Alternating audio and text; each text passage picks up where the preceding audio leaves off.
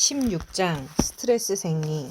식물의 생장은 환경 조건의 변화에 따라서 다른 반응을 보이는데, 식물이 생장하기에 가장 적절한 환경 조건에 벗어날 때 식물이 보이는 반응에 대하여 연구하는 학문이 스트레스 생리학이며 환경 생리학의 한 분야로 취급된다.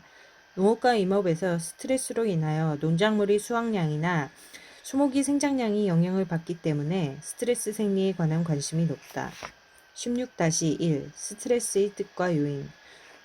외부 환경이나 어떤 요인의 변화에 따라서 식물이 나타내는 반응을 좌표에 표시하면 투여량 반응 곡선이 되는데, 그림 16-1과 같이 어떤 요인의 수준에 증가할 때 식물의 반응이 증가하는 구간은 그 요인이 부족 수준이며, 수준 증가에 따라서 최대한의 반응을 나타낼 때 최소한의 수준을 적정 수준이라고 하고, 수준이 증가할 때 반응이 증가하지 않는 구간을 인내 수준이라고 하며, 추가적인 수준 증가가 반응의 감소를 가져올 때 유독 수준이라고 한다. 식물이 생장에 영향을 주는 환경 요인에 여러 가지가 있는데, 모든 요인이 적절한 수준에 있더라도 그 중에 어떤 한 가지 요인이 절대적으로 부족할 때 부족한 요인에 의해 생장이 결정되는 현상을 최소 법칙이라고 하며, 이때 부족한 요인을 제한 요소라고 한다. 물리학에서 스트레스는 어떤 물체에 가해진 힘을 의미하지만, 생물학적 스트레스는 식물의 생장이나 발달을 둔화시키거나 생장에 불리하게 작용하는 환경 변화를 의미한다. 그리고 생물학적 변형은 스트레스에 의하여 변화되어 나타나는 기능을 뜻한다. 환경이 변화하여 식물이 생장하기에 가장 적절한 상태에서 벗어남으로써 생장이 지장을 주면 식물은 스트레스를 받기 시작한다.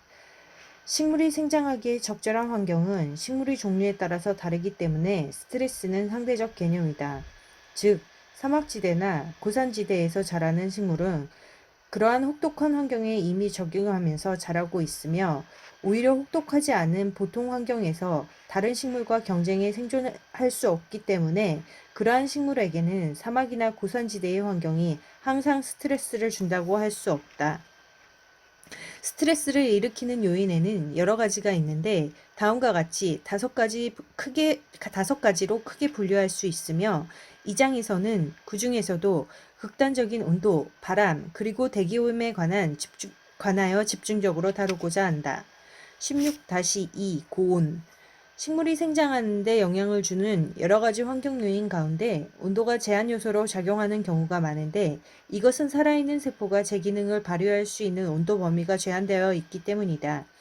특히 지질을 함유하고 있는 원연질막이 온도에 민감하게 반응을 나타냄으로써 식물이 생리적으로 활동할 수 있는 임계온도, 즉 최고온도와 최저온도 사이의 범위가 좁아지게 된다.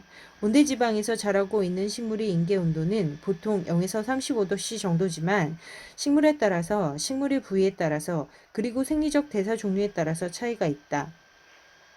생물이 견딜 수 있는 가장 높은 온도는 분화구의 유황지능에서 자라는 박테리아로서 110도가량 된다. 그러나 고등식물의 세포가 견딜 수 있는 높이의 온도 한계선은 식물의 종, 조직의 나이, 노출 기간에 따라서 차이가 있으나 대개 50에서 60도가량 된다.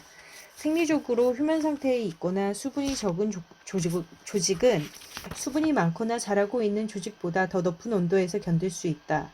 예를 들면 마른 종자는 120도까지 견딜 수 있는 반면에 자라고 있는 조직은 50에서 60도에서 죽는다.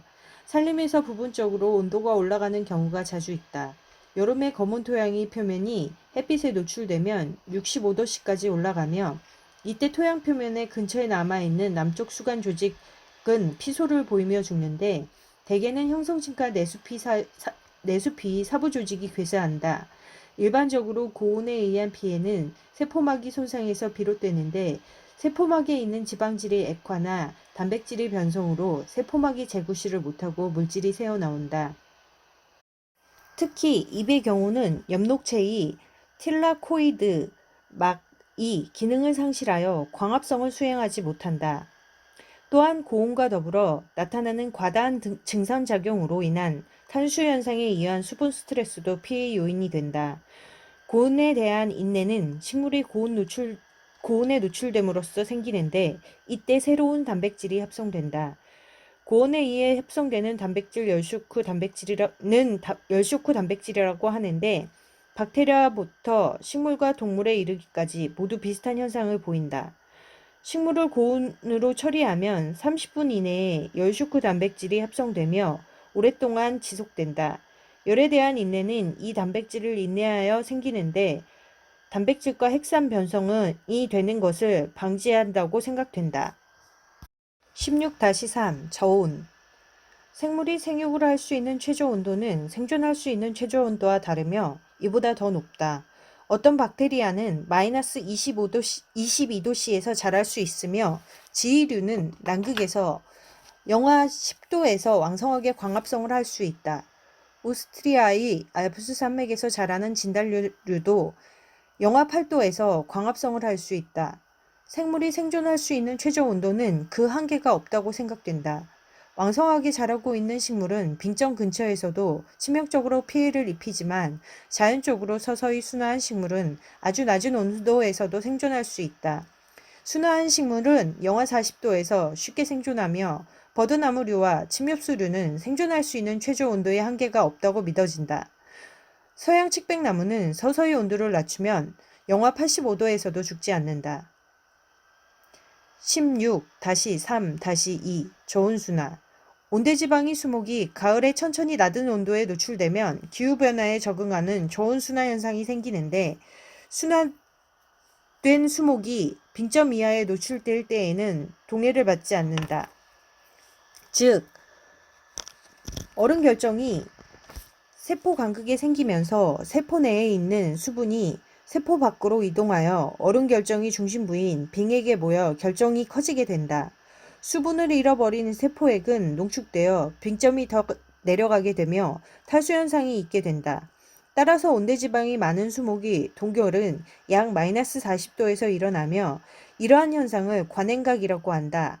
이러한 현상은 온대지방의 화렵수의 사부, 목부 유세포, 동화, 종자 등에서 볼 수 있으며 목부 유세포는 영하 38도에서 영하 40도까지 관행각에 의한 동결이 이루어진다. 내한성이 극히 큰 수목인 자작나무, 오리나무, 사시나무, 버드나무류는 한드림에서 자라는데 이러한 수종은 관행각에 의한 동결 현상이 나타나지 않는 대신 세포 간극에서 결빙이 일어나면서 탈수가 진행되면 세포 내의 흡착수를 제외한 모든 수분이 세포 밖으로 빠져나가고 세포는 극심한 탈수 현상에 견디게 된다. 이러한 수종은 영하 196도의 액체 질소에 의한 처리에도 살아남는다. 저온에 대한 순화 과정에서 특수한 단백질이 합성된다는 보고가 있다. 즉, 길모로 등은 순화된 애기장대에서 저온순화 단백질을 분리하였으며 이 단백질은 엽록체가 동해를 받는 것을 억제하는 능력이 설탕보다 몇 배 이상 크다고 한다. 16-3-3 냉해 냉해는 보통 생육기간 동안 빙점 이상의 온도에서 나타나는 저온 피해를 말한다. 열대와 아열대 지방의 수목은 15도씨 이하에서 피해를 받고 온대지방의 수목은 빙점 근처까지 온도가 내려갈 때 피해가 나타난다. 특히 야간에 구름이 전혀 없어 지표의 온도가 급속히 내려갈 때 관찰된다. 열대지방의 커피나 무의 잎은 야간에 5도씨에서 12시간 노출되면 잎이 괴사하며 열대지방의 과일은 좀 더 높은 온도에서 피해를 받는다. 바나나는 12도씨에서 피해를 입으며 귤과 망고는 8도에서 12도, 온대지방의 사과와 배는 0도에서 4도일 때 수분과 수정의 과정에 피해를 입는다. 냉해를 유발하는 기작은 세포의 원형질 막과 소기관이 막 구조의 변화에서 찾아볼 수 있다. 막 구조에 대한 지질학설은 평소에 막이 액정 상태로 존재한다고 말하는데 이러한 상태에서 막이 존재하는 효소가 제 기능을 발휘하면서 투과성이 유지된다. 온도가 내려가면 막이 지질이 고체결화하면서 수축하며 이로 인하여 막에 틈새가 생겨 물질에 대한 투과성이 증가하게 되며 막이 재구시를 못하게 된다. 냉해에 대한 저항은 막 구조의 포화 지방산과 불포화 지방산의 비율에 의해 결정된다고 믿어지며 불포화 지방산의 비율이 크면 저항성이 높아진다. 그러나 이러한 여러 가지 초본 식물과 목본 식물에서 불포화 지방산의 함량과 저항성 간의 상관관계가 쉽게 증명되지는 않는다. 16-3-4 동해. 동해는 빙점 이하의 온도에서 나타나는 식물의 피해를 말한다. 식물이 순화되지 않은 상태에서 빙점 이하의 온도에 노출되거나 순화된 식물이라도 빠른 속도로 빙점 이하의 온도를 노출되면 식물은 동해를 입는다. 동해의 첫 번째 원인은 온도가 빙점 이하로 내려갈 때 세포 내에서 얼음 결정이 형성되어 세포막을 파손시키기 때문에 독일 가뭄비 나무의 침엽, 눈, 그리고 줄기가 얼면 세포막이 파손되면서 후에 세포 내의 전해질이 밖으로 유출되어 피해를 입는다. 두 번째 원인은 온도가 서서히 내려가서 얼음 결정이 세포 밖에 생기더라도 원형질이 탈수 현상에서 견디지 못하기 때문이다. 동해의 증상은 줄기에서 먼저 볼 수 있는데 봄에 일어나는 늦서리에 의한 피해는 주로 내한성이 감소한 눈과 줄기 끝부분에 나타난다. 침엽수에서 염육 조직의 붕괴와 세포질의 응고 현상을 볼 수 있는데 피세아 시티헤니시스의 경우 봄에 자라던 줄기가 영하 3도에서 영하 5도에까지 피해를 받거나 가을에 첫서리를 맞아 나타난다. 한겨울에 수간의 남쪽 부위가 햇볕에 의해 가열되면 그늘진 쪽 수간보다 온도가 20도 이상 올라가서 일시적으로 조직이 해빙 현상이 나타나는데 일몰 후에 급격히 온도가 떨어지면서 조직이 동결하여 형성층 조직이 피해를 받는 동계 피소 현상이 나타날 수 있다. 피소 현상은 수간에 흰 페인트를 바르거나 흰 테이프로 감싸면 방지할 수 있다. 그 밖에 수간이 동결하는 과정에서 단열이 되어 있는 안쪽 목재보다 바깥쪽 목재가 더 수축하기 때문에 수직 방향으로 균열이 일어나는 상열 피해가 있으며 생育기간 중에 서리로 인한 형성층이 시원세포에 유래한 어린 세포가 일시적으로 피해를 입어 나타나는 상륜이 있다. 16-3-5 내한성. 온대지방에서 자라는 수목은 겨울철 빙점 이하의 낮은 온도에서 견딜 수 있는 내한성을 가진다.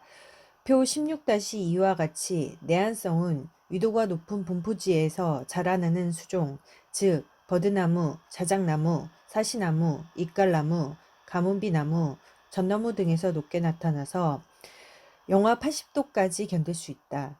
내한성은 수종에 따라서 크게 차이가 있으며 소나무 속 내에서도 북쪽 원산지인 폰데로사 소나무, 피 몬티콜라, 피 콘트라타 등은 영하 60도에서 영하 80도까지 견디지만 남부 소나무인 대왕송, 소나무 등은 영하 15도까지만 견딜 수 있다. 1. 기후품종. 내한성은 한 수종 내에서도 지역 품종에 따라 크게 차이가 나타나서 기후품종으로 인정할 수 있으며 사탕단나무, 폰데로사 소나무, 루브라 참나무 등에서 볼 수 있다. 일반적인 북부 산지가 남부 산지보다 내한성이 크며 이러한 특성은 생물 계절학과 관련이 있다. 즉, 미송이 북부 산지는 남부 산지보다 동화현성이 이르기 때문에 가을에 첫서리 피를 적게 받으며 독일 가뭄비 나무의 경우는 봄에 늦게 동화가 트는 산지를 골라서 북부의 추운 지방에 심으면 늦서리의 피해를 피할 수 있다. 미네소타주에 심은 층층나무의 경우에도 북부 산지는 9월부터 내한성이 증가하는 반면에 해안 산지는 10월에 첫서리가 올 때까지 내한성이 생기지 않아서 피해를 받게 된다. 2. 내한성의 발달.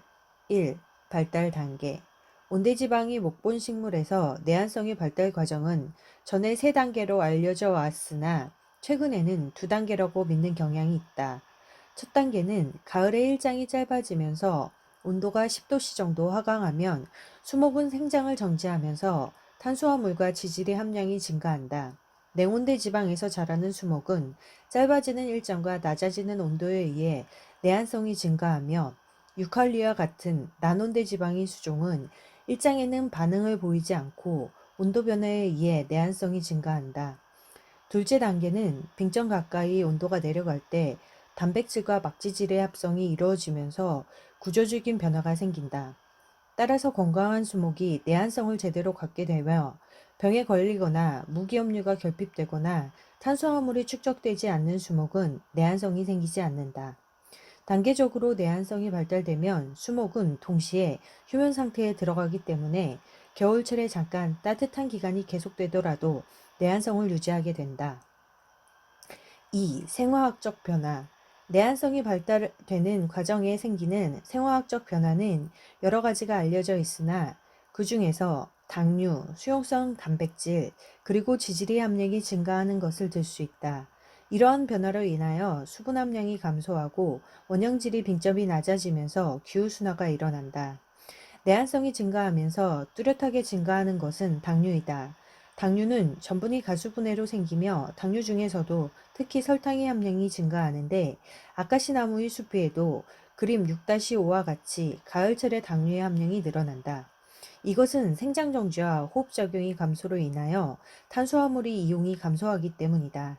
당류는 주로 액폰에 저장됨으로써 수분이 세포 밖으로 결빙되는 양을 감소시키며 탈수에 의한 피해를 적게 준다. 내한성과 더불어 증가하는 수용성 단백질은 아카시나무에서 수분을 붙잡음으로써 세포 내 자유수를 감소시키고 세포 내 결빙 현상을 억제한다. 가을에 증가하는 지질은 주로 인지질로서 독일 가문비 나무의 경우 내한성이 생길 때 마기 지질의 함량이 2배로 증가하는데 저온에 의한 마기 고체 결화를 방지한다고 믿어진다. 그 밖의 포플러의 경우 온도가 낮아질 때 미세 구조를 보면 소포체의 숫자가 증가하고 액포의 크기가 작아지면서 그 속에 지방질 같은 물질이 축적되며 프로틴 리프 바디의 숫자가 증가한다.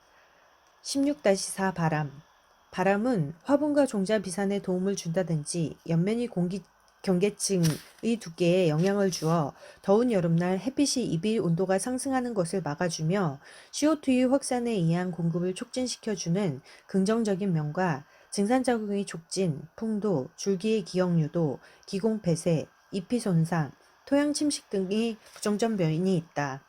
16-4-1 풍해는 바람에 의해 나타나는 물리적인 생리 현상을 말한다. 물리적인 생리 피해를 말한다. 이 중에서 수관이 한쪽에 몰리는 기온은 주풍이 일정하게 불고 있는 지역에서 연간 풍속 24km/h 가량 될 때 심하게 나타나는데 이것은 내륙지방이 평지에서 불고 있는 평균 풍속인 초속 1m 보다 훨씬 빠른 속도다. 기형을 가진 수목은 주로 바닷가와 수목 한계선에서 볼 수 있다. 풍도는 바람에 수관이 부러지거나 뿌리째 뽑히는 것을 의미하는데 일반적인 추면수가 화료수보다 피해가 더 크며 특히 소나무류, 가뭄비 나무류, 전나무가 더 약하다. 바람이 불어오는 쪽의 수관은 장력하에 놓이게 되고 바람이 불어가는 쪽, 풍향이 수관은 압축하에 놓이게 된다. 일단 수관이 한쪽으로 기울면 수관과 수관이 무게로 인하여 압력이 가중되고 줄기가 부러지거나 뿌리째 뽑히게 된다.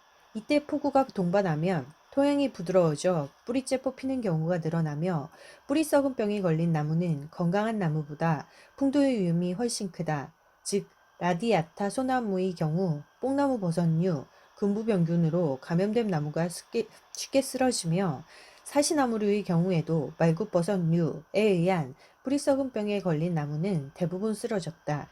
건강한 혼요름의 경우는 수관이 크고 다른 나무보다 키가 큰 우쇠목이 다른 나무보다 풍도에 약하다.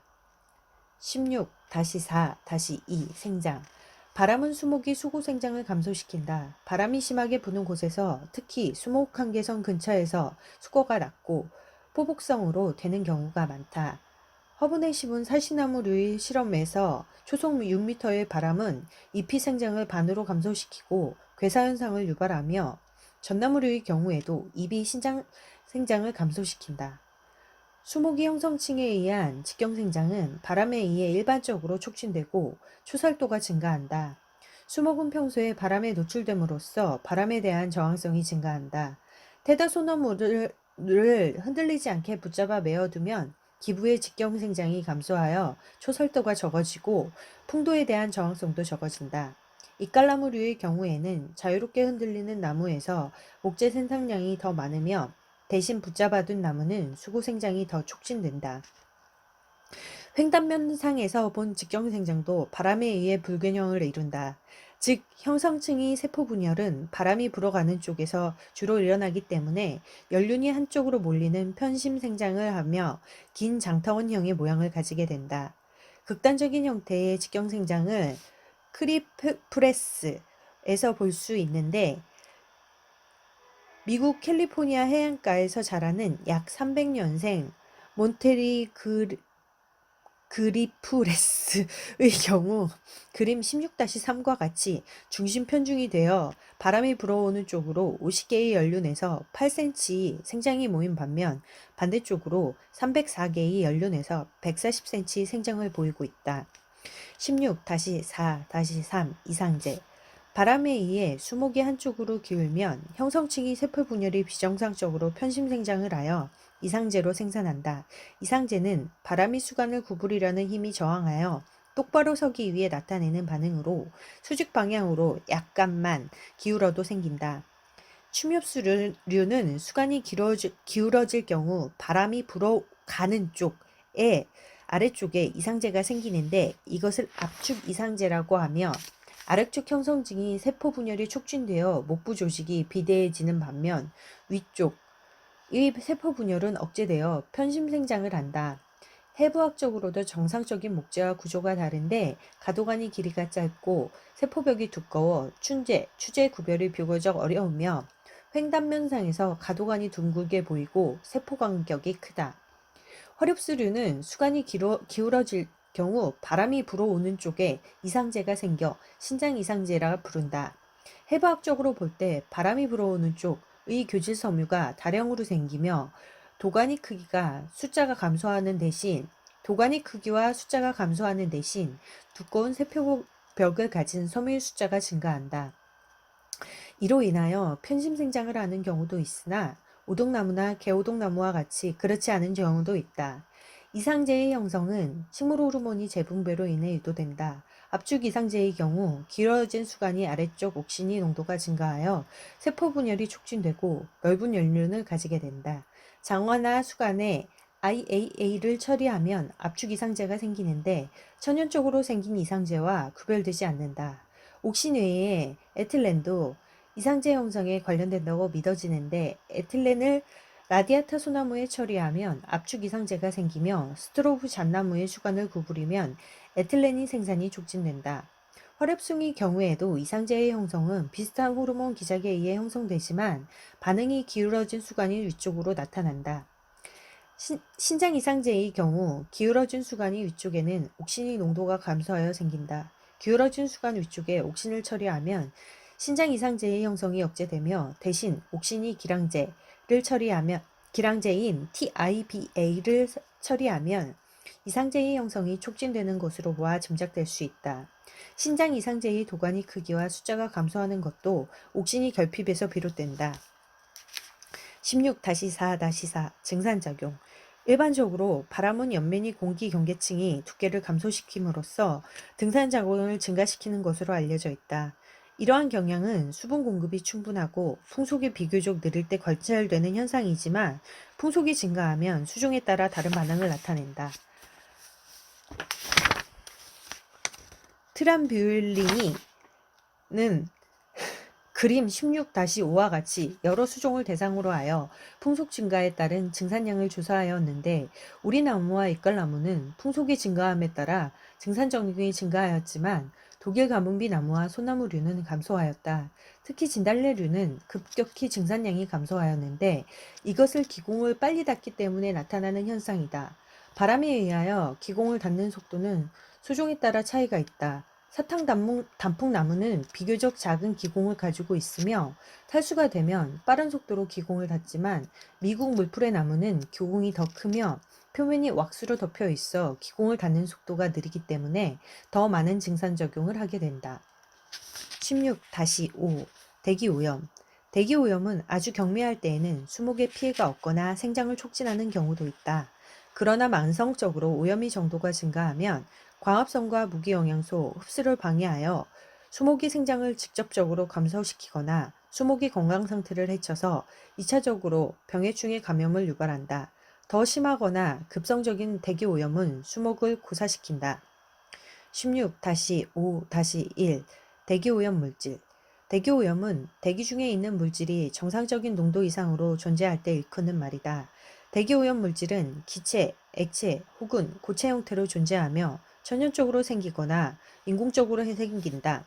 오염원에서 직접적으로 발생하는 오염물질을 1차 오염물질이라고 하며 방출된 물질로부터 대기권에서 새롭게 형성된 물질을 2차 오염물질이라고 한다.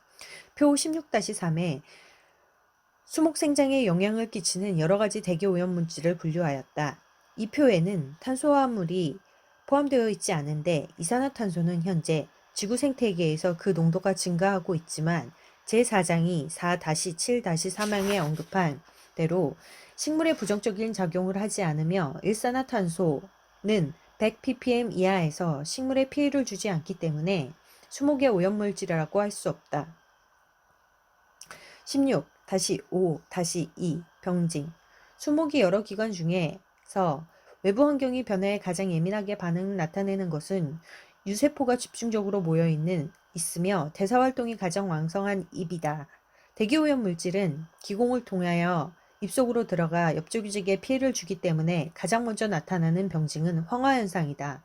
만성피해는 대기오염이 치명 농도 이하에서 장기간 계속될 때 황화현상으로 서서히 나타나는데 기공 주변의 엽육 조직에서 먼저 피해가 나타나면서 일부 조직이 괴사가 동반된다. 급성 피해는 치명적인 농도에서 급속히 노출될 경우 기공이 있는 하표피와 엽육 조직이 붕괴하고 엽록체가 뒤틀리면서 책상 조직도 파괴된다.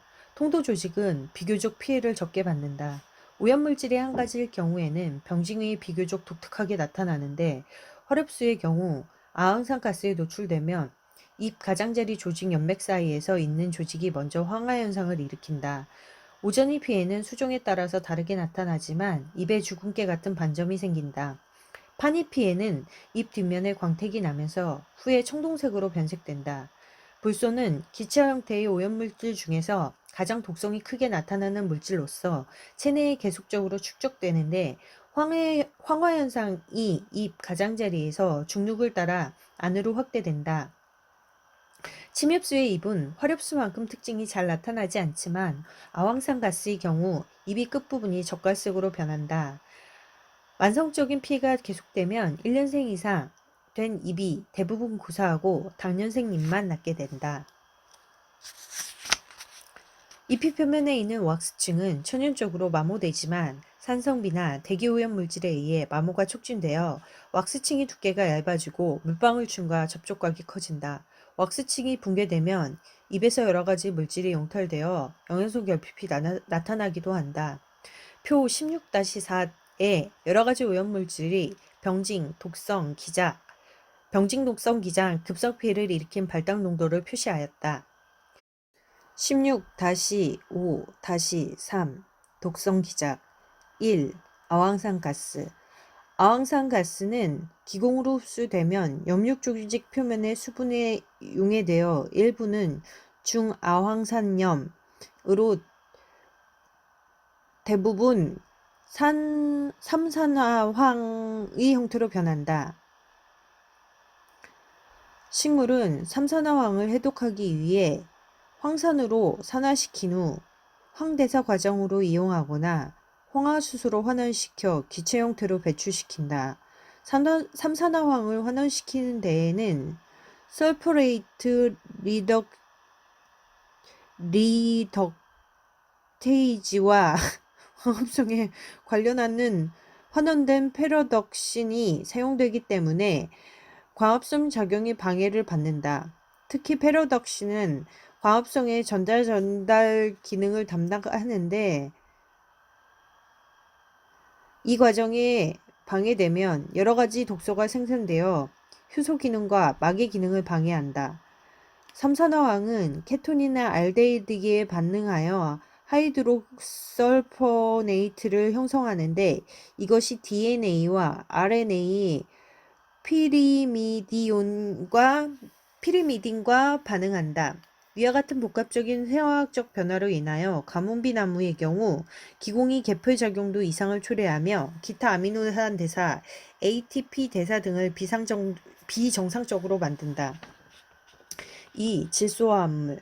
질소화합물은 주로 자동차 배기가스에서 유래하며 NO, NO2, N2O를 모두 통틀어 칭하는데 SO2, O3, 판보다 피해가 적은 편이며 질소화합물 중에서는 NO2의 피해가 가장 큰다. NO2는 기공을 통하여 들어가면 염육세포 표면은 물 분자와 결합하여 HNO2와 HNO3로 변한다.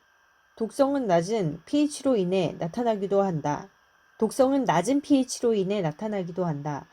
아미노산과 핵산으로부터 아미노기를 제거하는 탈아미노 반응을 일으켜 질산은 불포화합물과 반응하여 자유기를 생산한다. 이로 인하여 광합성이 억제되고 초산 대사가 방해된다. 3. 오존. 오존은 주로 NOx가 대기권에서 자외선에 의해 산화될 때 생성되는데 기공을 통하여 들어가면 염육세포 표면이 물 분자를 쉽게 용해야 되는데 설퍼옥시드와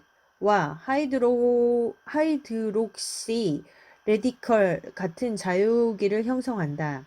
식물은 방어작용으로 페록시디아즈와 케탈레이즈 효소로 레디컬과 H2O2를 제거하려고 하나 한계가 있다. 오존은 NADH, RNA, DNA, IAA, 단백질, 지질 등을 산화시키는 능력이 강하다. 이로 인해 세포막과 소기관이 막이 기능을 마비시키며 염록체의 기능 장애를 일으켜 광합성을 방해하고 줄기에서 뿌리로 이동하는 탄수화물의 양을 감소시킨다. 파는 다음과 같이 NOx와 탄화수소가 자외선에 의해 과학 산화 반응으로 형성되는 2차 오염물질로 광화학 산화물 중에서도 가장 독성이 크다. 기공을 통해 들어가면 오존만큼 용해도가 높지는 않지만 물에 용해되어 불완전하기 때문에 다른 물질로 분해된다. 오존과 마찬가지로 세포막과 소기관이 막 기능을 마비시키고 SH기를 가진 효소와 반응하여 기능을 정지시키고 지방산이 합성을 방해하며 황을함유한 화합물을 산화시킨다. 이로 인해 탄수화물과 호르몬 대사를 비정상적으로 만들고 광합성을 교란한다. 5. 불소. 불소는 기체 상태의 오염물질 중에 가장 독성이 크며 체내에 흡수되면 계속 누적된다. 불소는 식물의 기공과 각피층을 통해 흡수되며 금속 약이온과 결합하여 무기 영양 상태를 교란하고 여러 가지 효소와 결합하여 효소 작용을 방해한다. 이로 인해 세포벽 형성, 산소 흡수, 전분 합성 등이 억제된다. 6. 중금속. 중금속에 의한 독성은 카드뮴, 구리, 납, 수은, 니켈, 바나뮴, 아연, 크롬, 코발트, 탈륨 등에 의해 생기는데 효소작용이 방해, 항대사계 역할, 주로 대사물질의 침전 혹은 분해, 세포막이 투과성의 변경, 그리고 주요 원소를 대체함으로써 여러 가지 생리적 기능의 장애를 초래한다. 16-5-4 수목생장 1. 영양생장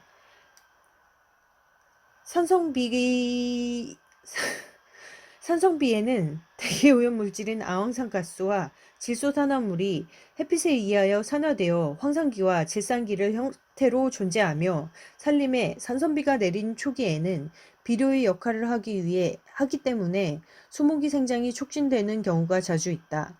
그러나 토양이 산소화가 진전되면 생장장애가 나타나기 시작한다. 기체 상대의 오염물질과 미립자 오염물질은 수목의 영양생장을 감소시키는데 그 예는 많이 알려져 있다.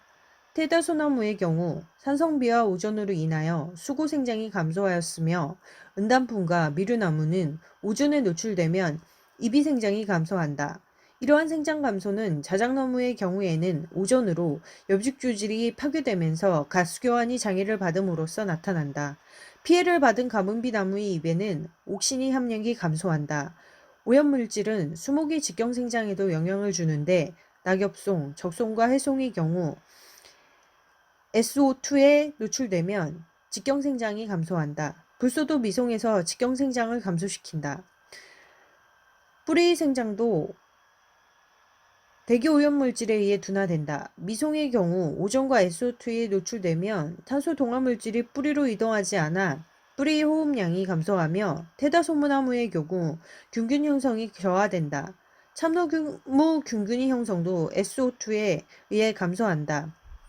산성비도 스트로브 잣나무의 균균 형성에 감소시킨다. 뿌리 균근 발달이 억제되면 궁극적으로 가뭄비 나무와 같이 내건성이 감소하게 되어 산림 쇠퇴의 한 원인이 된다. 2. 생식생장. 대기오염 물질은 수목이 생장에도 두 가지 측면의 영향을 끼친다. 일반적으로 수목이 입에 가해지는 피해는 수목이 활력을 감소시킴으로써 생식생장으로 분배할 탄수화물의 양이 부족하며 간접적으로 영향을 끼치거나 생식기관에 직접적인 피해를 줌으로써 나타난다. 그림 16-6에 생식생장이 단계별로 대기오염의 영향을 받는 부분을 표시하였는데 대부분의 단계에서 영향을 받게 된다. 우선 화원기 형성 단계에서 광합성이 감소로 탄수화물의 양이 부족하면 생식생장을 자극하는 호르몬이 생산이 부적절하게 되며 원기 형성이 저조해진다.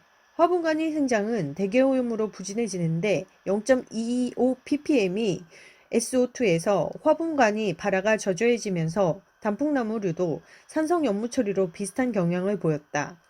과실의 성숙도 영향을 받는데 대기오염으로 유럽 적송이 솔방울의 크기와 종자수가 감소하며 미국 적송과 스트로브 잣나무의 경우에도 종자의 무게, 충실 종자의 비율, 종자 발화 능력이 대기오염으로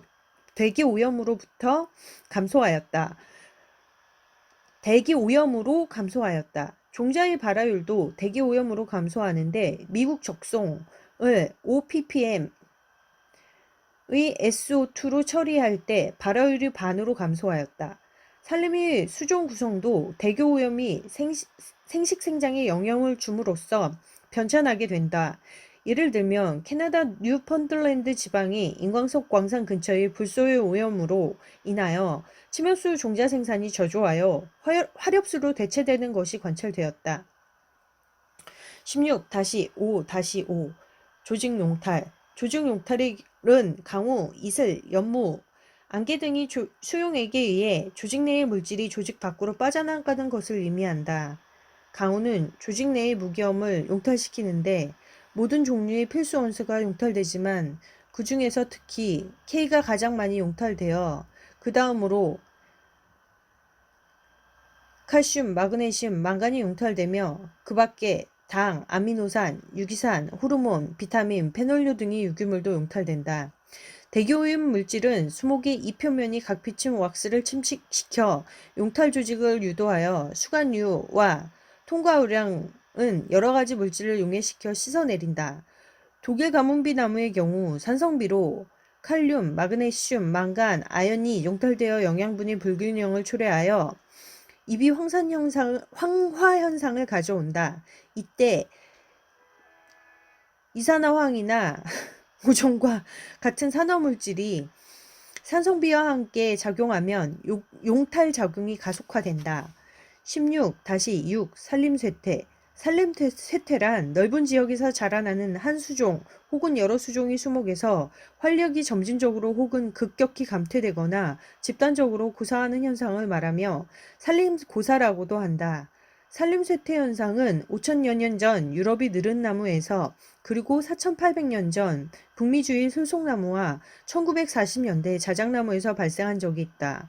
새로운 형태의 산림쇠퇴는 1970년대 초에 유럽에서 서독이 전나무에서 처음 발견된 후 현재 독일 가뭄비나무, 너도밤나무, 참나무로 확산되고 있으며 북미주에서는 참나무류, 사탕단나무, 가뭄비나무 등에서 관찰되고 있다.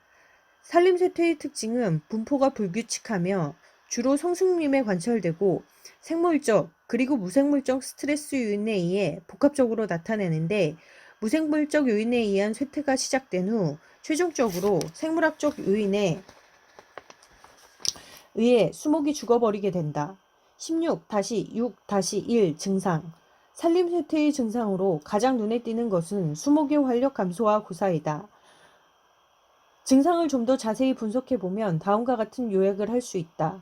1. 생장 감소, 줄기, 절간, 직경 생장 감소. 2. 입이 크기와 감소, 황화현상, 조기 낙엽. 3. 가지 고사와 바깥수관이 쇠퇴. 4. 줄기와 가지 부정화 발생. 5. 세균과 균균이 뿌리 파괴. 6. 뿌리 썩은균에 의한 뿌리 감염. 침엽수의 경우에는 침엽이 수년간 살아있는 것이 정상인데 2, 3년생 침엽이 먼저 황화현상을 나타내면서 탈락하는데 수관이 아랫부분에부터 시작된다. 16-6-2 원인과 기작. 산림쇠퇴의 원인은 유럽과 북미주에서 깊이 연구된 바가 있는데 수준과 대륙에 따라서 약간의 차이가 있으나 여러 스트레스 요인이 복합적으로 작용하여 나타나는 복합 스트레스설이 가장 유력하다. 이 학설은 1차적인 원인은 만성적인 대기 오염으로 인한 생장 감소와 광합성 조직이 파괴, 그리고 상성비에 의한 무기영양소의 용탈과 뿌리 영양소 흡수 장애로 야기된 무기영양분의 불균형이며 2차적인 원인은 최근 20년간 계속된 한발, 저온, 바람 등이 불규칙한 기후 조건에 대한 저항력이 약화와 활력이 약해진 수목에 대한 병해충의 피해가 원인이라고 수목에 대한 병해충이 피해라고 설명한다. 이와 같이 1차적 및 2차적 원인에 의한 산림쇠퇴는 다음과 같이 6가지 항목으로 요약하여 그 기작을 설명할 수 있다. 1. 오염가스의 피해, 어항산가스, 질소산화물과 오존에 의한 만선적 피해, 즉 엽육 조직이 물리적으로 파괴되고 화학적인 광합성 기능이 마비된다. 2. 무기 영양소의 용탈, 산송비로 인해 입이 왁스층이 붕괴되고 오존 등이 세포막을 파괴함으로써 칼슘, 마그네슘, 칼륨 등이 용탈이 된다. 3. 토양의 알루미늄 독성, 산성 강화물에 인해 토양의 pH가 낮아져 토양 내 수용성 알루미늄이 농도가 증가하면 알루미늄이 독성이 나타나고 이로 인해 세균이 발달이 억제되고 칼슘과 마그네슘의 흡수가 방해된다. 4. 영양의 불균형, 산림 내 건성 및 습성 강화물로부터 질소가 과다하게 공급되는 반면 산성 토양으로부터 칼슘, 마그네슘 등이 용탈되어 흡수 장애로 인하여 칼슘, 마그네슘의 결핍 현상이 나타남으로써 무기영양분의 불균형이 초래된다. 5. 기후에 대한 저항성 약화, 세균이 발달이 억제됨으로써 한발에 대한 저항성이 약해지면서 무기영양 상태가 악화되고 활력이 저하됨으로써 바람과 겨울철 기온에 대한 저항성이 약해진다. 특히 최근 20년간 유럽과 북미주에 경험한 한발과 저온에 대한 예민한 반응이 보인다. 6. 병해충의 피해, 특히 북미주의 활력이 약해진 피해목은 여러가지 병균, 특히 뽕나무버섯균에 의한 뿌리 썩은 병의 피해가 증가하며 나무종과 같은 해충의 피해도 증가한다. 16-7. 수분 스트레스, 수분 부족으로 인해 생기는 수분 스트레스는 제10장의 10-6-2를 참조하기 바라며 내건성에 관한 것은 10-7항에서 이미 언급하였다. 16-8. 지구온난화, 지난 세기 동안 지구의 평균 기온이 0.6도 상승하고 한반도의 기온은 1.6도가량 상승했다고 한다. 이 정도의 온도 상승만으로도 수목은 치명적인 피해나 스트레스를 주는 것은 아니다. 이 정도의 온도 상승만으로 수목이 치명적인 피해나 큰 스트레스를 주는 것은 아니다. 그러나 위험한 것은 지구온난화에 따른 잦은 기상이변이다. 여름에는 폭염, 겨울에는 한파 혹은 이상 난동이 찾아오기 때문이다.